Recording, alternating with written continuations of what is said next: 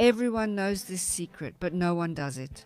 It somehow creates understanding and also shows how beautiful diversity can be. She says they are so-called fashion refugees. I almost think it's wasted. It destroys people, that's what he observed. The feeling of rootlessness is really a part of me that's somehow always there. Today with me is a top-class comedian. At the age of 11, she fled Iran with her mother and her brother, who is 5 years older, and came here to Germany. She says they are so-called fashion refugees. That's how she puts it in retrospect. The headscarf just didn't suit her. A joke with a tragic background. Dear Negar Amiri, welcome. I'm so happy that you're here. Thank you, Dr. Petra Bracht, for the invitation. I'm glad to be here. Yes, I think I would like to, no. I'll start again with the headscarf. The headscarf doesn't suit us. Is that something you said? That's a line from my stand-up routine, something my mother basically said. I just think that headscarves don't really suit us. That's why we fled to Germany, which is actually kind of comedy because there's so much more going on in Iran and in my homeland. Especially every woman should be able to decide for herself whether to wear a headscarf. I also think that this joke can only really be understood now, since the crackdowns in Iran has been increasing more and more. Can humor help to deal better with the suppression of free speech? I think humor can definitely help. I think it's more like it creates an entry point. So people who basically know that humor is based on tragedy and pain and truth can connect with it better that way. When my audience understands me to some extent, maybe they understand the situation a little better. But I don't think it's always even close to being representative of how things really are there. I think you always have to keep delving deeper into the subject. Mm-hmm. You fled when you were 11 years old. Do you feel homesick, or do you have a sense of rootlessness? That sense of rootlessness is really a part of me that's somehow always there. Well, I often feel that the flight, that sense of uprootedness, is actually, well, that it's still there. Of course, I've learned to deal with it better over the years. And I did. The first years I was in Germany, I actually just wanted to go back home. And sometimes I even dreamed that I was back home. And sometimes I knew it was a dream and thought, okay, just stay a little longer. Because, you know, I was basically in my homeland and wanted to experience it a bit more in my dream. So it was really intense. But it settled down after I think I was 24, 23 when I went to Iran once, and then it calmed down. You went to Iran again? Yes. And how was it for you there? Yes. And why did that settle down, huh? Yes, well, my mother always forbade me from flying to Iran. That was always the biggest fear, but I couldn't really embrace life here until I understood why I really left home. So that was kind of a feeling because my mother came from a very wealthy background. I grew up very sheltered in Iran, and accordingly, when we came to Germany, we didn't have any of that anymore. And I often had this feeling inside me like, why are we even here? We had everything there, and we could have lived a good life there, and my grandpa lived there, whom I love so much, who was like a father figure to me. At one point, I decided to just fly back. And it was possible once I had the German passport and could enter without any problems and no longer had the refugee passport. And then I packed my things and flew. And yes, then I thought I want to see my homeland again. And that's where I kind of understood what it was about and why we're actually in Germany. What is it about? Well, I saw so much wasted potential there. I felt such a collective sense of pain there. Well, I know I just slept there for a very long time because I just couldn't really bear what it was like there. So many people who feel locked in, who feel isolated from the whole world. Everything was done in secret. The parties were secret. Meetings were secret. Everything was just sad. That really means there's fear and oppression there. Exactly. That's what runs throughout the whole country. And you feel it and you notice it there. And that was, to some extent, even if I didn't quite admit it while I was there, when I realized, okay, it's actually good to be in Germany. And yes, and this, you always have this image of home. As a child, you have different memories. And I missed our beautiful garden, our house. And then I arrived there and thought, okay. And it wasn't like that anymore. I mean, everything was different, gloomier, and not as beautiful as I had imagined. You're probably extremely grateful to your mother now that she was so forward thinking. Has it gotten even worse in Iran? Yes. It's actually getting worse and worse. It already starts with inflation, right? The headscarf mandate is really just a small part of the current problems. So in Iran, you basically live in constant fear, and now the economic issues are added on top of that. I really admire the Iranian people for how they manage everything. They've been under sanctions for years. Even when I was in Iran, they had built their own Apple stores. They even had their own McDonald's. Even though they live so far away from everything, they still somehow manage to make the best of life and stay positive within their means. And I really admired that. At some point, it just stops working. I think we've now reached the point where it just can't go on. The rich are poor, and the poor have nothing left. I mean, it's just, I don't know how they survive. It's unbelievable. It's just, I think, it's really hard to imagine. I mean, for me, it's really hard to imagine. What was it like for you back then when that young woman, that Mahsa Amini, 22, yes, I think she was already killed because her headscarf wasn't worn properly. That means no matter how you dress, how you go out, you always have to be afraid. You have to be. Yes, well, at that moment, I think it was a situation where many people who also lived outside of Iran suddenly remembered the past again. It was like, okay, I could have been Mahsa Amini, my sister could have been her. I mean, I don't have a sister, but if you have a sister. And that was a moment where you just couldn't look away. You can look away from a lot of things and think, okay, I'll try not to deal with it too much, then I won't be so sad. And for years, I suppressed a lot when it came to Iran. And honestly, it sounds sad, but I just didn't look at a lot of things because I thought, I don't want to be sad. But that was a moment when even I, and I'm really a pro at suppressing things, just couldn't do it. I was like, no, it showed physically, it showed emotionally. I was stunned, angry, powerless. You suddenly felt all the emotions you've suppressed for years. And that was really very upsetting. And really, it has created an understanding worldwide of what we've been going through in Iran for years. And how is it currently in Iran? Are there still brave people protesting? No. Many still go out on the streets. There are still many brave women who basically take off their headscarves and publish videos without headscarves. I mean, just taking that step is so brave because you could end up in prison for it at any time. And yes, aside from the headscarf itself, of course, there are many who still stand up, go out. And yes, I think there's one thing you have to understand when it comes to the headscarf. There are also many women with headscarves there who just want freedom. It's simply about the woman deciding for herself how she wants to live. I don't think women have custody rights there, no.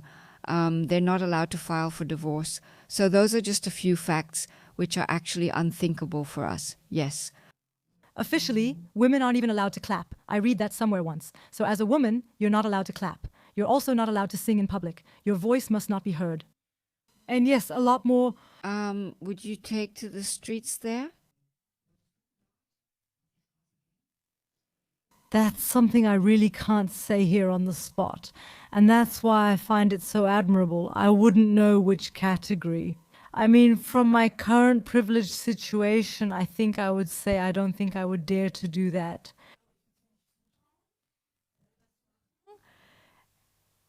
Still, I know that during my short time in Iran, I got in trouble with the police for that.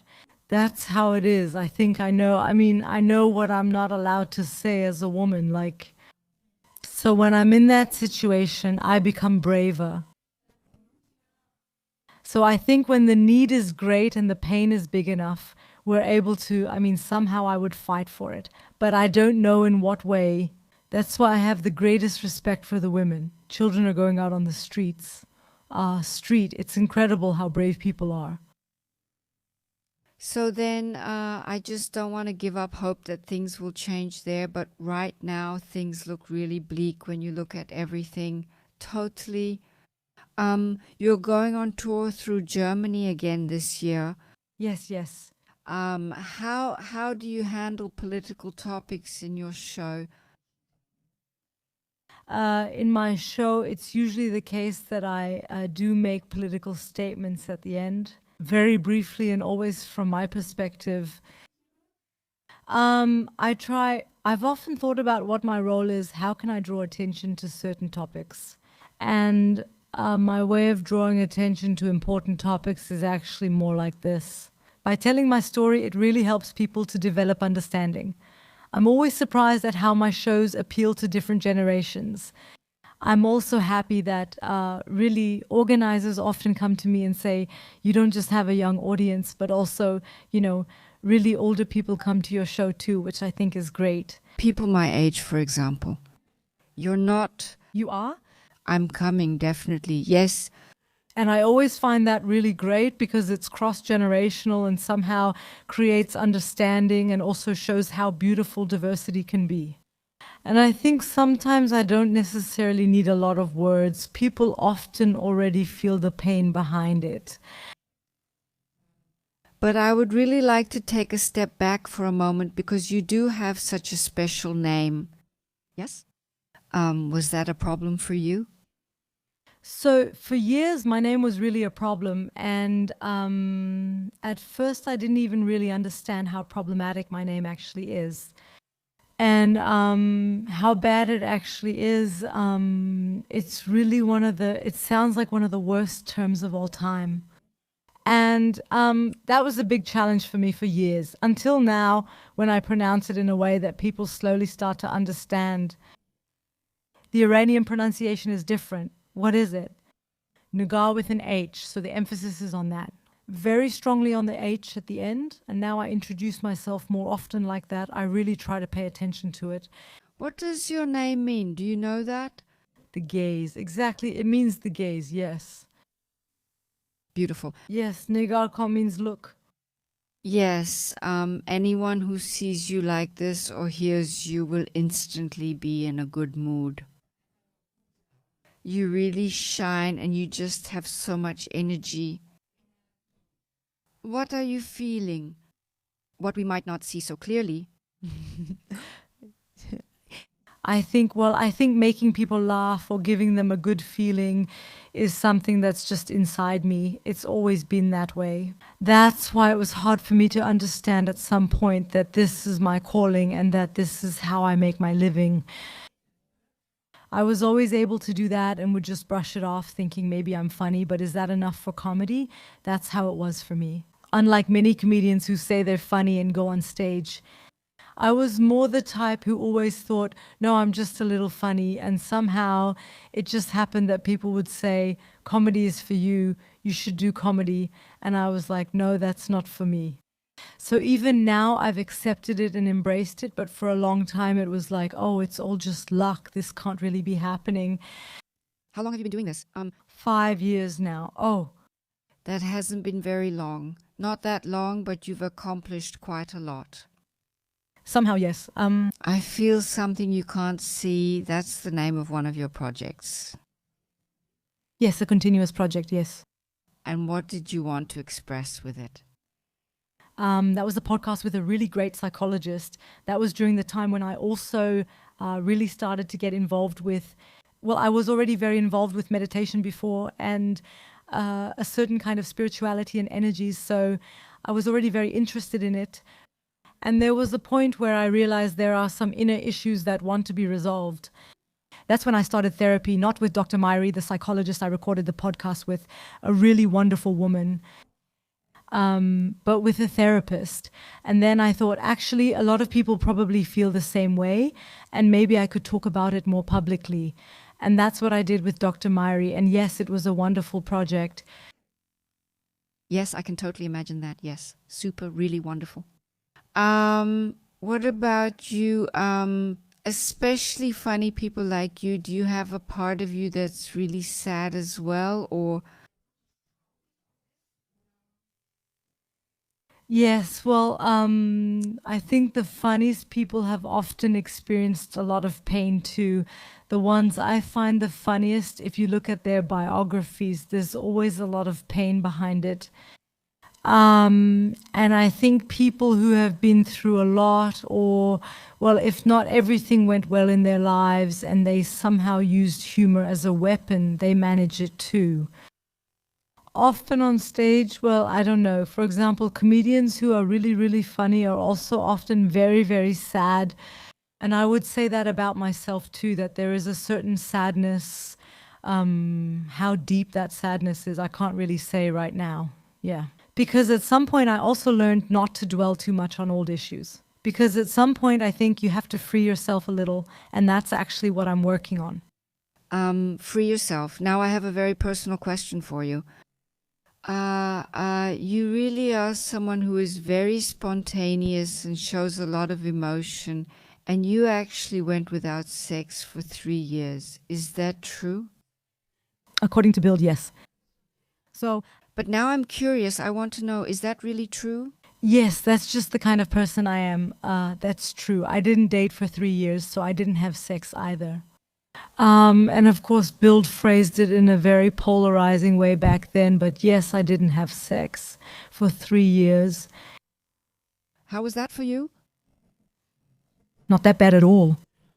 Not that bad at all. It was, well, it was a time, I mean, I don't know why, but I love going without. And at some point, I learned, Wait, let me again. I need to let that sink in. You love going without. so not just sex, but giving up things in general. Yes, I heard that.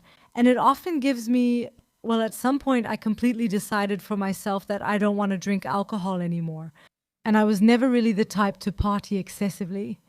There were some nights when I drank a bit more. But now many people think I have some kind of alcohol problem because I really avoid alcohol so strictly. But I haven't drunk alcohol since 2000, so definitely for 5 or 6 years now. And I noticed that it had such a positive effect on my life that I suddenly attracted much better things. My circle of friends changed again. My life changed by giving things up, so I thought it can't be that bad. I gave up cigarettes and thought, well, that was at the same time as alcohol too, so I just started living healthier. And I thought, this is really working well. Then I also said, what else can I give up? Then I thought, what isn't good for me? At the time, it was men. And I thought, okay, then I'll give up men too. And then things went really well. And then at some point, it almost became an obsession where I kept thinking, what else can I give up? Then it was meat. And then everyone thought, okay, now there's really no fun left in life. But I actually felt pretty good with it for a while. What do you think is the positive effect on you when you give things up? What kind of satisfaction do you get from it? Yeah. So just having a healthier life in general, it has so much. I think that, so if someone asks me what makes you successful or something like that, then I often answer, many people think you have to do a lot, a lot. But the question is also, what can I leave out, right? So what can I do without? And that's the question I keep asking myself over and over again. And I just realized that by leaving out things that aren't good for you, you automatically get on the right track. And that was really cool. Thanks. So that's very nice. But what about sex now? Is it 3 years? Those are already over. So I'm also in a committed relationship right now, exactly. Yeah, I realized at some point that it shouldn't become so compulsive. And at some point, it got to the point where I thought, not having any men all the time isn't that great either. And then somehow during the pandemic, I started dating again. There was this trend of going for walks. That was kind of a trend. And then I went for walks so often and thought, it's actually pretty practical to go for a walk on a date, because if it's not going well, you can just say, hey, let's do a short walk. And if it's going well, you take the long walk. That was always really practical. And then I kind of got back into it a bit. And then a few months ago, I met my partner. But it also had a lot to do with, it came after this therapy phase where I spent so much time reflecting on myself. And then I attracted the partner I really wanted. So you attracted the partner you really wanted. Is he the one? It's definitely heading in that direction. Yes, it's definitely different from all my other relationships. Yes, it's great. You'd love him. Yes, I think that's really nice when you say it like that. Awesome. Nigar, how is that? You did well. We said exactly great. All right.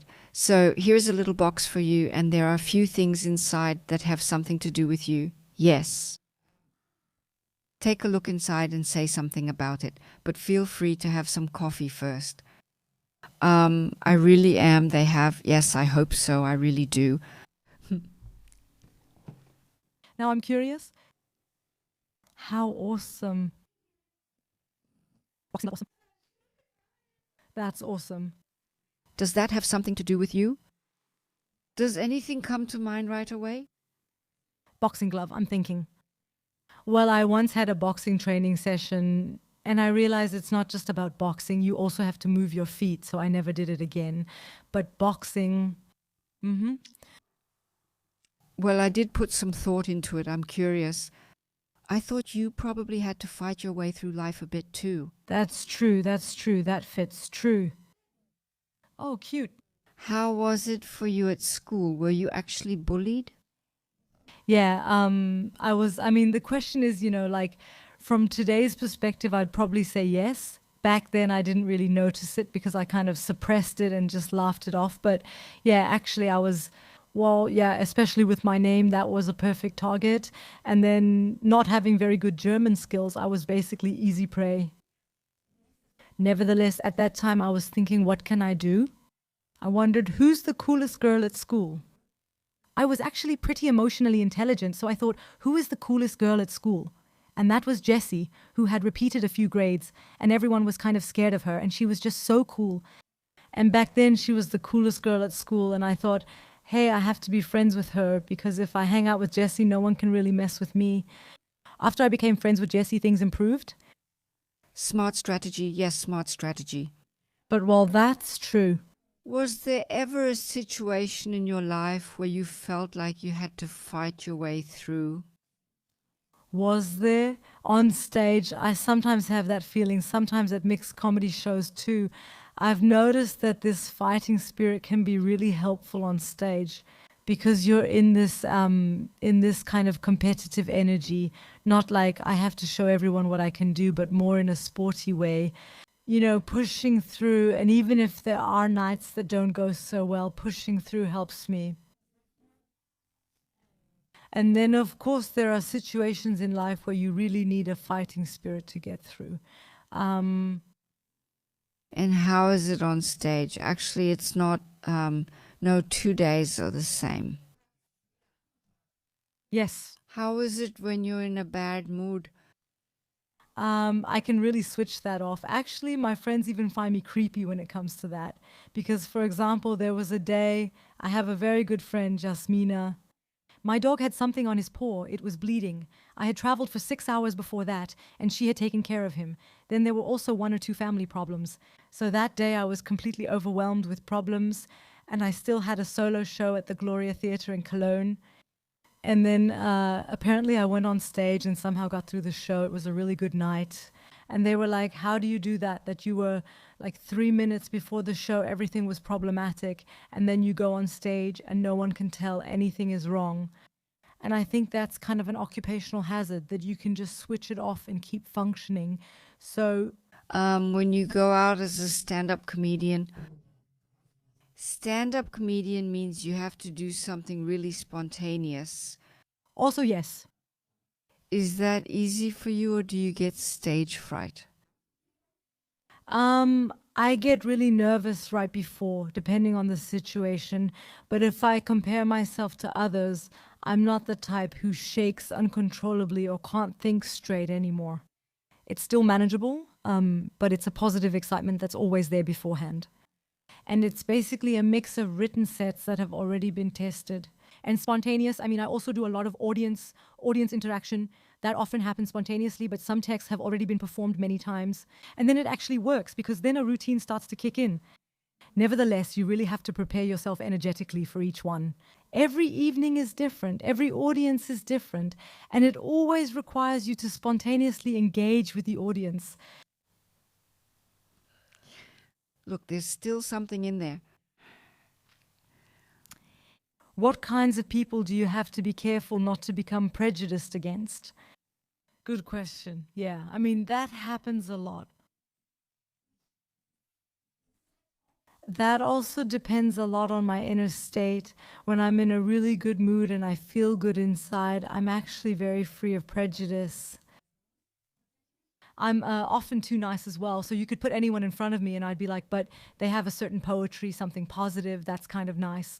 So you rarely hear me say something like, I think they're really, really stupid. But I often really see the positive side, which also annoys my friends because they say, yeah, everyone is super nice to you. That's why actually I'm very tolerant. I should be careful. Like, that's where I should form prejudices. Of course, it's different when there are people who are just racist, who are against homosexuality. I mean, there are many things where you really do need to make judgments. And that's what I do. So anything that becomes unfair, as soon as it goes in an unfair direction. When other people are disadvantaged or oppressed groups are involved, that's where the fun stops for me. And then I can react very differently. So I'm very, very nice until I notice that something isn't fair, and then a different side of me comes out. You're very clear in the way you think too. Yes, that's true. And a lot of people are surprised by that, including myself, because I often seem very scatterbrained. Like, people wonder how I even get through life, how I manage it. But then there's another side of me, like you said, that's so clear and direct. And it's often like, okay, what was that now? But I also had to get to know these two sides of myself first and also accept them to some extent. I think there's still something inside, a letter. That's nice. You need the boxing gloves. That's a nice one.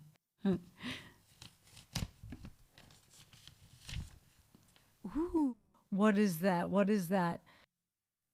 Do you know that sign? It looks familiar to me. Tinder app. Oh, Tinder. Is it green now? Yeah, awesome Tinder. Yeah, those were the days. Those were the days. Yeah. Do you think dating apps are good? Well, there are people who have found each other through them. And there are also many happy couples who got together that way. So I wouldn't rule it out completely. I think it really always depends on the person themselves, how they use it, what kind of attitude you go in with. And I think anything that takes on a desperate, hopeless dynamic just can't really work.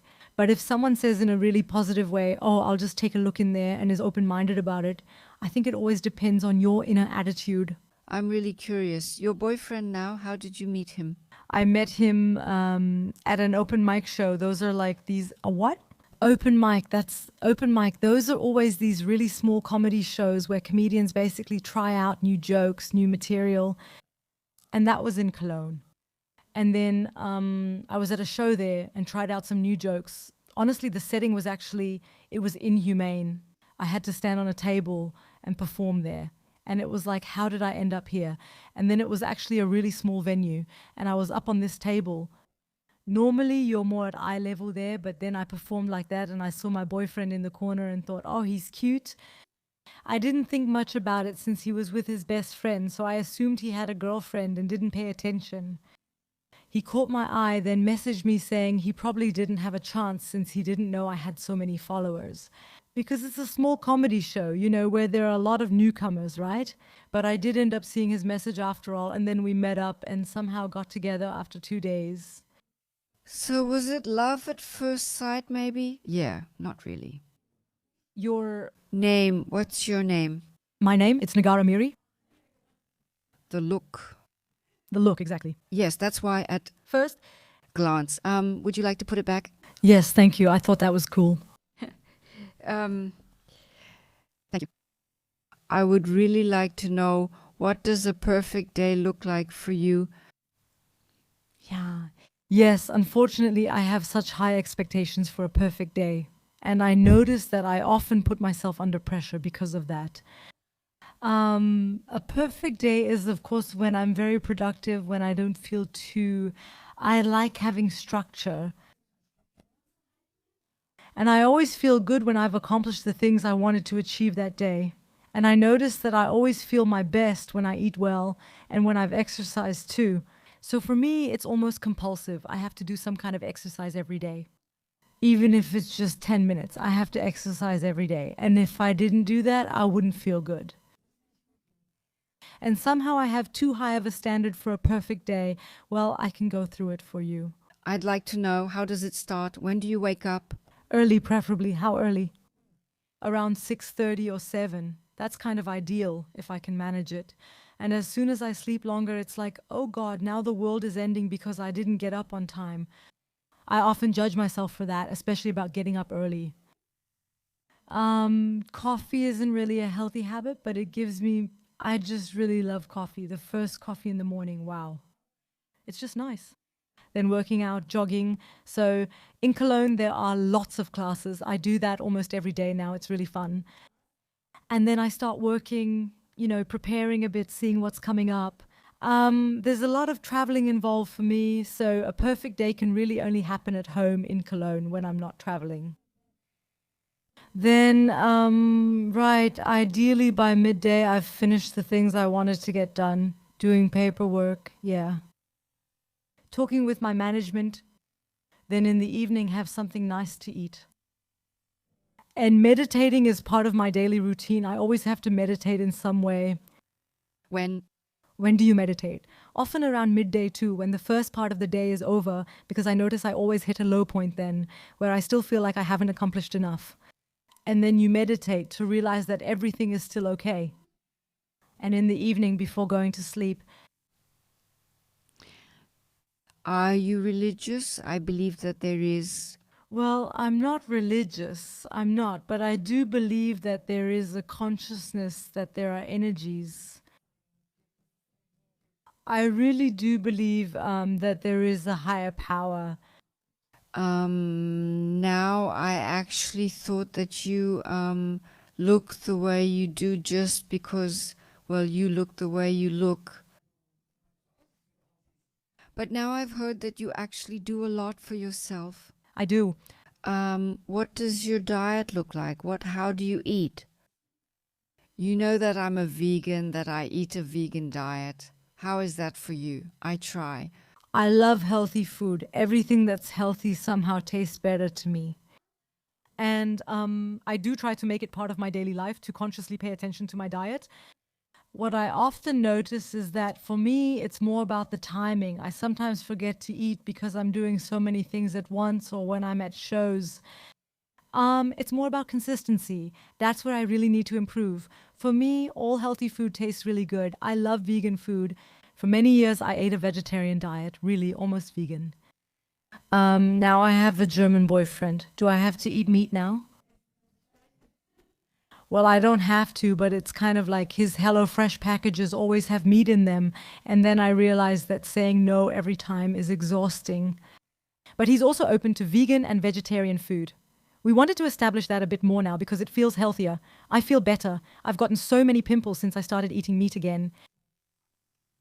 I'm covered in pimples. Like, I've managed to cut it down a lot now, but I noticed that it's actually not good for me.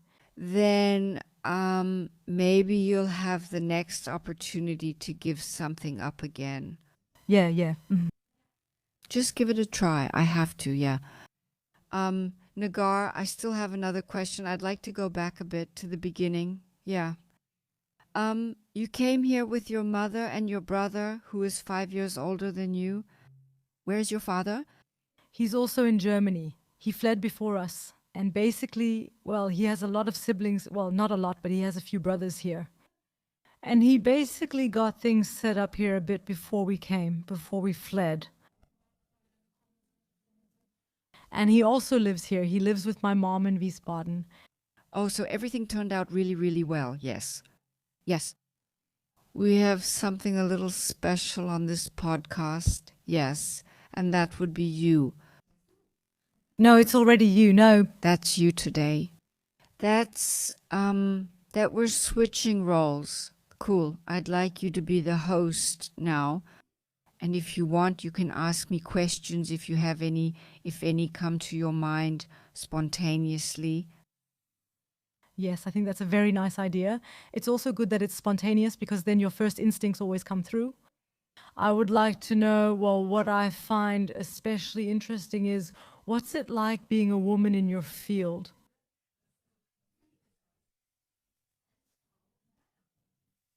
How was it for you as a female doctor in your field? And what role does that play? Like you said earlier, for me, you are super hip and young. I don't really see age in people. For me, that's just how things are. Even as a child, I got along with my mother's friends because I don't see that kind of divide. But how do you view age and how do you deal with it as a woman in your field? I've been a doctor for such a long time now. I've been licensed for 41 years, so that's really a very long time. And in the beginning, it was definitely still a male dominated field. Dominierte. And that was often difficult for me too. It's still the case today that I sometimes wonder why there are so many men and so few women in the public eye, especially in nutritional medicine. I only see the men. I hardly see any women there anymore. And I wonder, where did they go? There are so many women.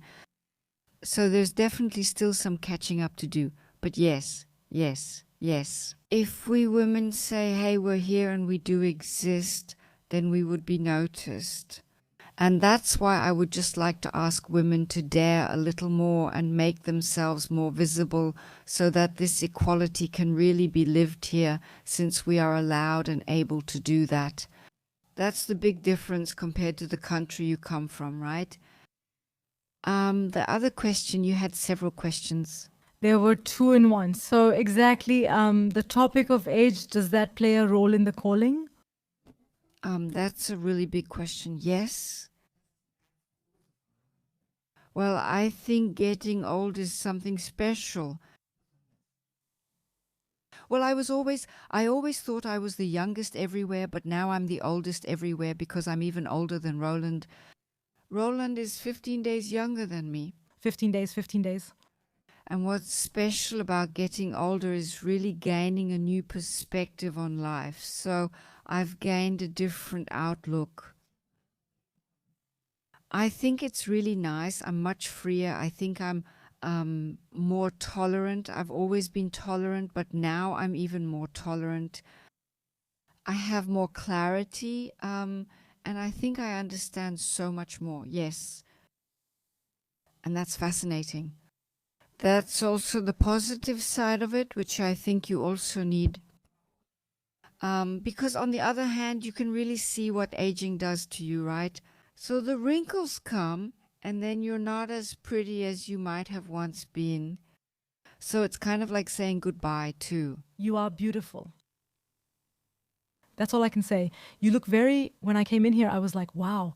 At first I thought I should have coordinated with you. You look so stylish and cool. It looks really nice. And then you just glow. And I think it's really, well, charisma is always the most important thing. And sorry, I thought, wow, you've still got it. Well, you don't look your age to me, but I guess we all see ourselves differently. Yes, that's one thing. But of course, I also have a wish. I do have the wish that age would be more appreciated and respected here in this country again. I think it's lacking. Because we could do so much with people, even those who are much older than I am.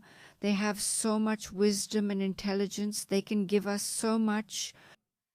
And I almost feel like it's being wasted. And it's true, when I think about it, there's even a colleague of yours who doesn't want to say at all how old he's getting. He doesn't want to, because he says then he'll be considered one of the old ones and won't be in demand anymore and so on. I think that's such a shame. And that's how it is for many people in their professions, that they're afraid of not being in demand anymore simply because of their age. And that's really a strange situation. I think for me as a doctor, it's a bit different, because with every year that I work as a doctor, I simply gain much more experience, much more knowledge, and more confidence. That really makes me strong. But in other professions, it's similar, but maybe you don't get that kind of feedback as much. And that can be difficult for people.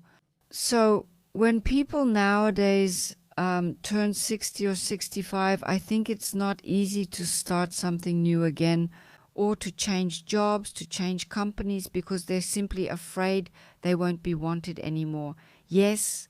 That's really a shame because, like you said, the foresight and experience that older people bring is so valuable. And actually, yes, it's a real shame to do without that. And really, yes, it shouldn't be that way. And you said that over the years you gained so much wisdom. So, what is a principle or a basic attitude where you would say this applies to all of life? That's something that makes many things easier, and that's how life works.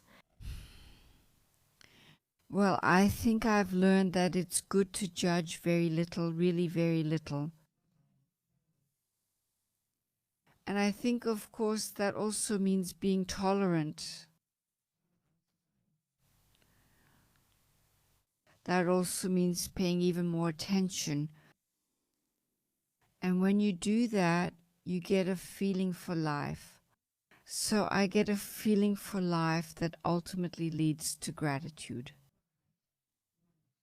So I am already grateful for that, for my life, because I never would have thought as a young woman your age that I would ever be at my current age. That is such a great gift, and I am grateful. And gratitude, of course, is something really wonderful, something that carries you and hopefully will carry me for a very long time.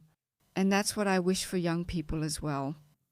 So first of all, more tolerance, but also gratitude for life, especially for what we have here. So, do you think that judging also stands in the way of gratitude? So, because people judge and are too caught up in the system of evaluation, they can't really feel gratitude. And if you let go of that, you automatically become that. I think that could definitely become problematic. And that's such a shame. It's such a shame because a judgment has been made. And that's why, again, this tolerance, I also think it's so important that even after you've formed an opinion, you should definitely take another look. And maybe you might discover that the opinion you once had wasn't necessarily the best one. And that you still have the will. Is it the grace? I don't know, but maybe also the courage to say that it wasn't like that. So I think that's important. That's also important in my professional life. I'm just thinking if I can find something. Yes, I know. I remember it very clearly. In the beginning, when I was a doctor, I naturally passed on everything I had learned. And I didn't learn much about nutrition. And back then, they said you should eat small meals often. And that's what I told people too.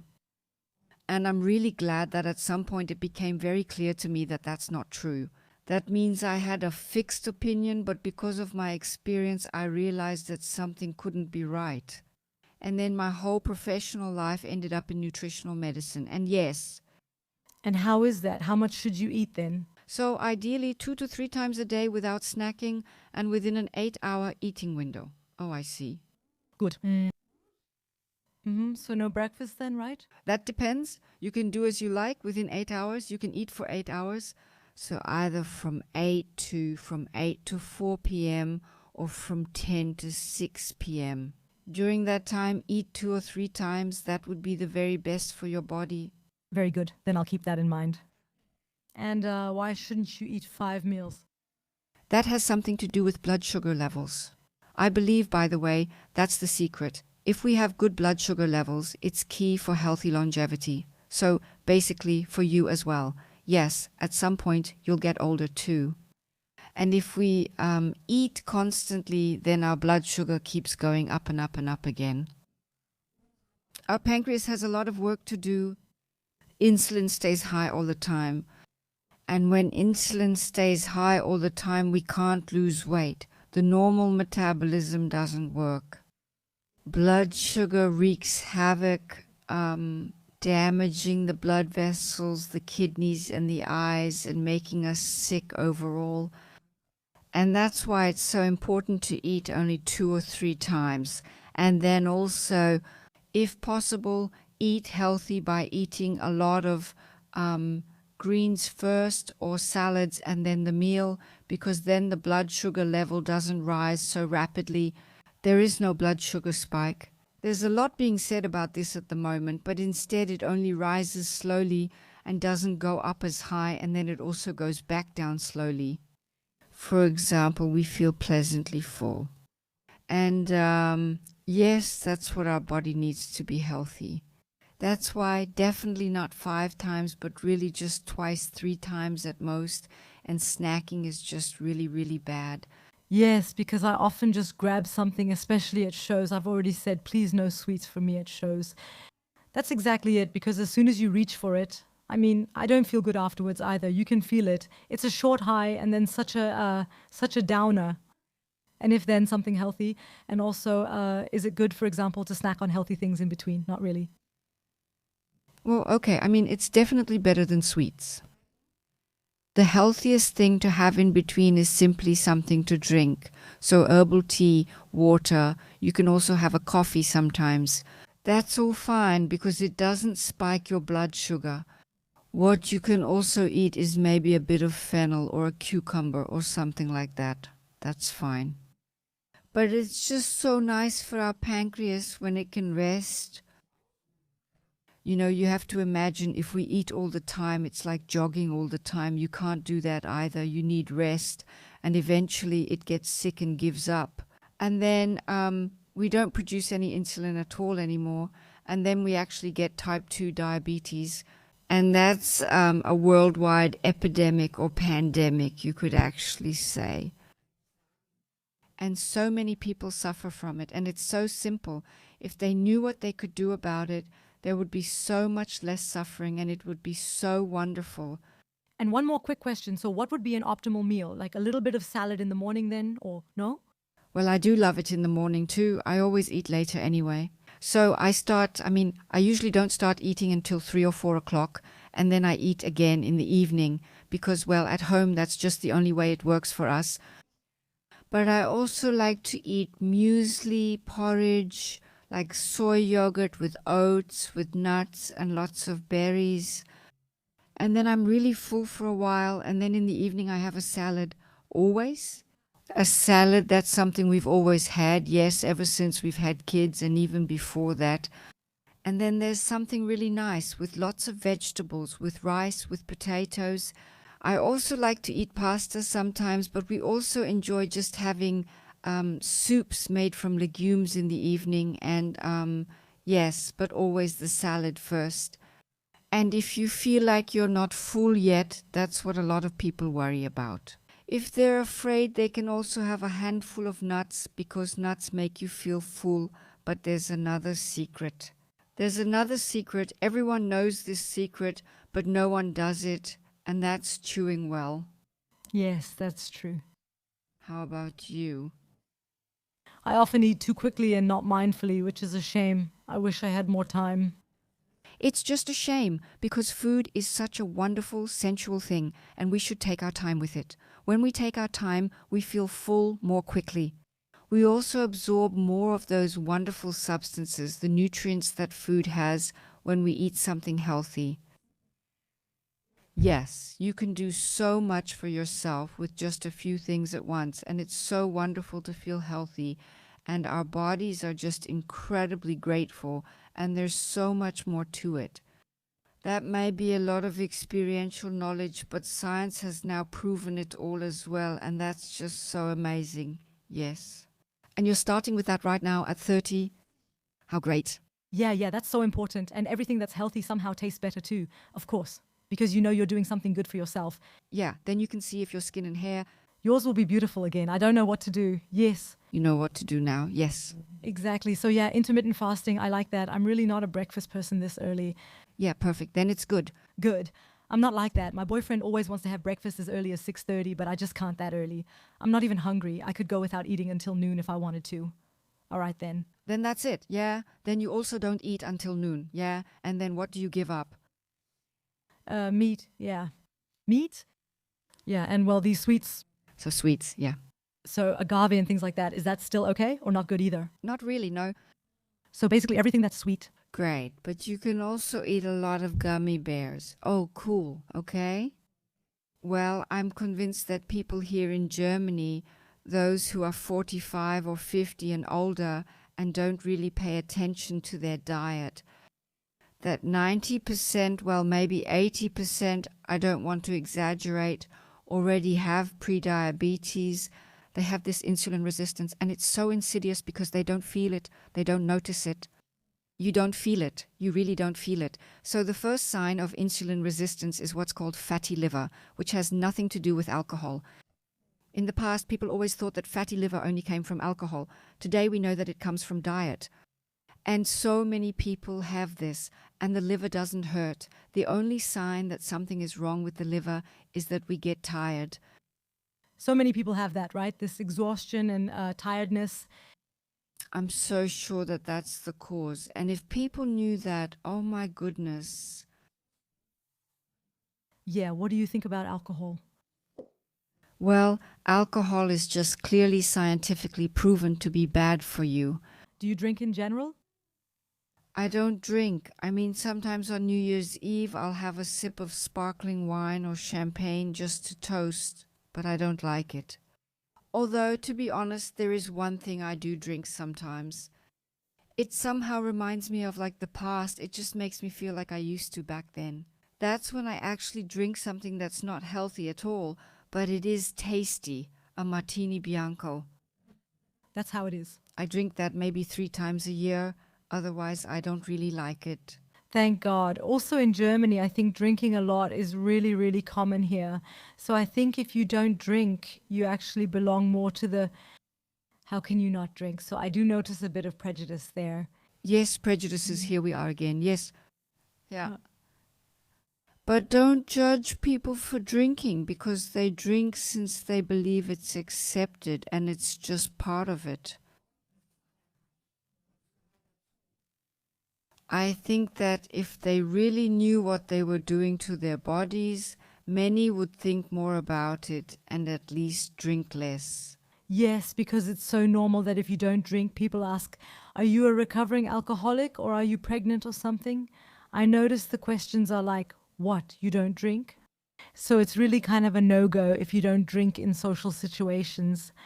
And I really wonder about that because I also feel like it can't be that healthy to drink so much in the long run without judging anyone. But the fact that it's so normal that the opposite is actually considered totally weird, I find that kind of, yeah. Well, I think for you as a young woman, it's still more accepted. But I was just thinking, Roland, he hasn't had any alcohol for 5 or 6 years now. At some point, he made the decision and said he's not going to drink anymore. And he really sticks to it. He's also someone, I think, kind of like you. Yeah, when he decides to do something, he actually does it. And I think when you say he doesn't drink, he hasn't had alcohol for 5 or 6 years, I think a lot of people are like, aha, oh, did you ever have a problem with alcohol? Yes. But he never did, right? That's really crazy. That's a bit scary. I actually think the same about myself, but you had a really excessive phase and all that. You really went through it. That's just how it is. Speaking of excessive questions, have you ever taken drugs? I have tried it before in my youth. That was also right before I said, I'm giving everything up now. That's when I realized I wanted nothing to do with that world, even though I enjoy listening to electronic music. And there in Ibiza and all those places, there are really amazing nights. And back then, all of my friends tried it, so I tried it too. But I realized that kind of thing is absolutely not for me. I have friends who have been doing it for years, but for me, I immediately, afterwards, I felt so bad. So I really can't handle something like that. And that's something that, well, even in my family, there were cases in my family where people really had addiction problems. For me, that's something that really destroys families if you don't have it under control.